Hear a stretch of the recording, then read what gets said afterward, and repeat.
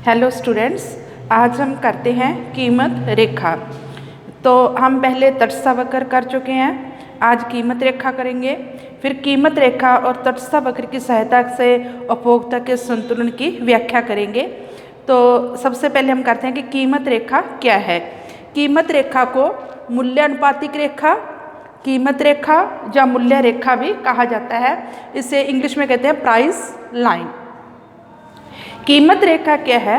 तो जैसे हम तटस्थ वक्र किया था हमने, उसमें भी दो वस्तुओं को लिया गया था। कीमत रेखा भी क्या है? कीमत रेखा वह रेखा है जो दो वस्तुओं के उन विभिन्न कॉम्बिनेशंस संयोगों को बताती है जिससे उपभोक्ता एक दी हुई कीमत और निश्चित आय से खरीद सकता है। यानी दो वस्तुएं हैं, उनकी कीमत दी गई है और एक तरफ उपभोक्ता की आय दी गई है। उस आय से उपभोक्ता उन दो वस्तुओं की कितनी कितनी मात्रा खरीद सकता है, इसको बताती है कीमत रेखा। तो इसकी डेफिनेशन क्या है? कीमत रेखा वह रेखा है जो दो वस्तुओं के उन विभिन्न संयोगों को बताती है जिन्हें प्रचलित कीमतों पर उपभोक्ता अपनी दी हुई आय से खरीद सकता है। तो इसको एक एग्जाम्पल की सहायता से पहले हम टेबल बनाते हैं, फिर रेखा चित्र बनाएंगे। तो जैसे मान लो हमारी इनकम है 10 रुपये, तो यहाँ पे विभिन्न कॉम्बिनेशन है, संयोग। यहाँ पे हमने दो वस्तुएं लेनी है, एक एक्स वस्तु लेते हैं, एक्स वस्तु की मात्रा, और एक्स वस्तु की कीमत क्या है? 2 रुपये प्रति इकाई। और दूसरी तरफ हम लेते हैं वाई वस्तु की इकाइयाँ या मात्रा,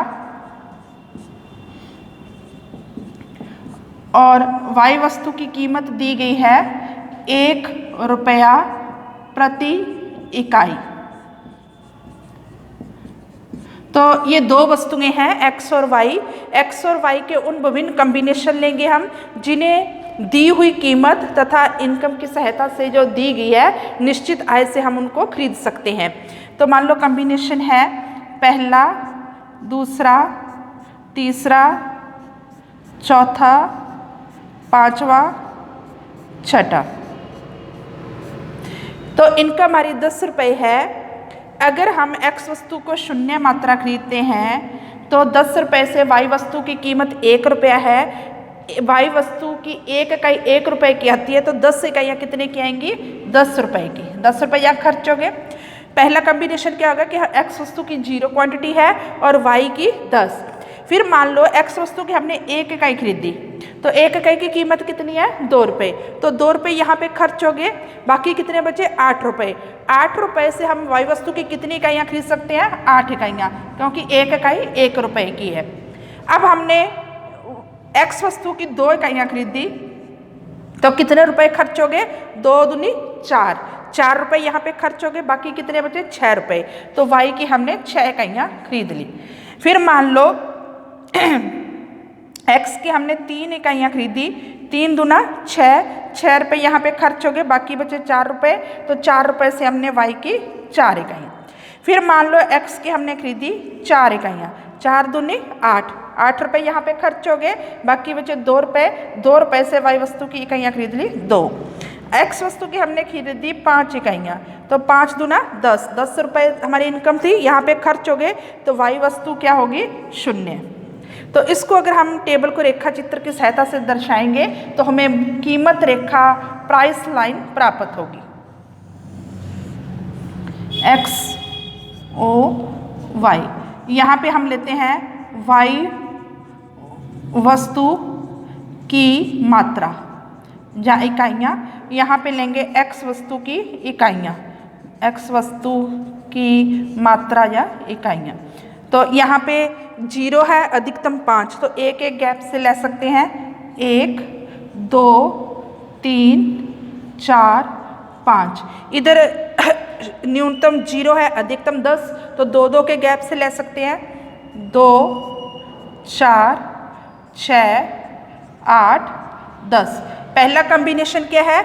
0 एक्स वस्तु की, वाई की 10, एक्स की 0 वाई की 10, ये पॉइंट आ गया, ये मान लो ए पॉइंट है। फिर इसके बाद 1 और 8, एक्स वस्तु की 1 इकाई, और y की 8। फिर 2 और 6, x वस्तु की 2 इकाइयाँ और y वस्तु की 6 इकाइयाँ। फिर है 3 और 4, x वस्तु की 3 इकाइयाँ, y वस्तु की 4 इकाइयाँ। फिर है 4 और 2, x वस्तु की 4 इकाइयाँ और y वस्तु की 2 इकाइयाँ। फिर है x की 5 इकाइयाँ, y की 0, x की 5 y की 0, ये पॉइंट, ये मान लो b पॉइंट है। इनको अगर हम मिला देते हैं,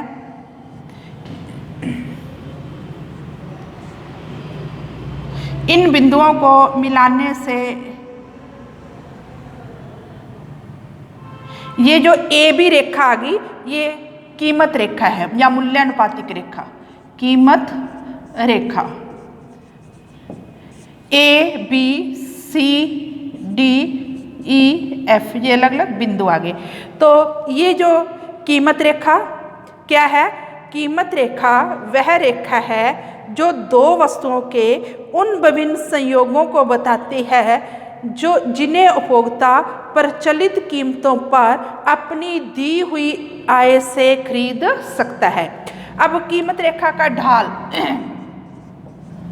कीमत रेखा का ढाल किसके बराबर होगा? जैसे मान लो ये लंब है, ये आधार है, ये कर्ण है, तो ओ ए बटा ओ बी, लंब बटे आधार, तो क्या आ गया? ओ ए बटा ओ बी, ओ ए बटा ओ बी। ओ ए किसको बताता है? ओ ए पे y की कितनी इकाइयाँ? 10। तो y की 10 इकाइयाँ कैसे निकलेंगी? अगर हम इनकम को, ओ ए किसके बराबर हो गया? अगर हम इनकम को पी वाई से डिवाइड कर दें तो ओ ए निकल आएगा। ओ ए कितना है? 10 इकाइयाँ, ठीक है। इनकम कितनी थी? 10, और P Y, price of Y कितनी थी? 1 रुपया। 1 से डिवाइड किया तो ये 10 आ गया। यानी ओ ए हमें क्या बताता है? वाई वस्तु की क्वांटिटी। वाई वस्तु की क्वांटिटी कितनी है? 10। अगर हम इनकम को वाई की कीमत से डिवाइड कर दें तो वो वाई वस्तु की क्वांटिटी निकल आएगी। यानी ओ ए किसके बराबर हो गया? आई बटे पी वाई। तो अब ओ बी किसके बराबर हुआ? ओ बी ये किसको बताता है? एक्स वस्तु की मात्रा को। अगर हम इनकम को एक्स वस्तु की कीमत से डिवाइड कर दें तो वो क्या निकलेगी? एक्स वस्तु की मात्रा। जैसे मान लो इनकम है 10 रुपये, प्राइस है 2, तो 10 को 2 से डिवाइड किया 5, तो ये ओ बी क्या बताता है? 5 इकाइयाँ एक्स वस्तु की। तो ओ ए किसके बराबर आ गया? आई बटे पी एक्स। अब इनकी वैल्यू इसमें पुट कर देंगे तो कीमत रेखा का ढाल किसके बराबर हो गया? कीमत रेखा का ढाल, ये ओ ए बटा ओ बी, ओ ए किसके बराबर है? आई बटा पी वाई, बटे किसके लेंगे हम? आई बटा पी एक्स। तो ये किसके बराबर आ गया? आई बटे पी वाई इंटू, ये उल्ट जाएगा, पी एक्स बटे आई। आई के साथ आई रख गया तो कीमत रेखा का ढाल किसके बराबर आ गया? कीमत रेखा का ढाल, slope of price line, P X बटे पी वाई। तो कीमत रेखा का ढाल किसके बराबर हो गया? पी एक्स बटा P Y, price of X बटे प्राइस ऑफ वाई। तो स्टूडेंट, हमने ये कीमत रेखा की तटस्थ वक्र हम पहले कर चुके हैं। तटस्थ वक्र की ढाल कैसे निकाली थी हम? डेल्टा वाई बटे डेल्टा एक्स। तटस्थ वक्र की ढाल को कौन बताता है? M R S X Y, marginal rate of substitution for X for Y. तो वो किसके बराबर था? डेल्टा वाई बटे डेल्टा एक्स। और अब हमने किया कीमत रेखा का ढाल, वो किसके बराबर है? पी एक्स बटा पी वाई। तो इन दोनों की सहायता से हम नेक्स्ट लेक्चर में पढ़ेंगे कि तटस्थ वक्र की सहायता से उपभोक्ता के संतुलन की व्याख्या कैसे की जाती है। Thanks students.